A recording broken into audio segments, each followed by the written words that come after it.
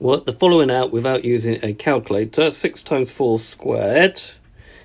Again, we've got this idea of BIDMAS, so brackets, indices, division, multiplication working left to right, addition and subtraction working left to right.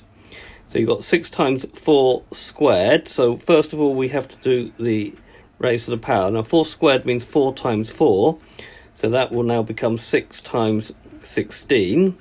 And we now have to work out 6 times 16 without a calculator. So 6 sixes are 36. So 6 carry the 3. 6 times 1 is 6 plus the 3, which is 9. So we get 96. In the second one, okay, so remember the order was brackets and then indices. So we need to do the bracket first.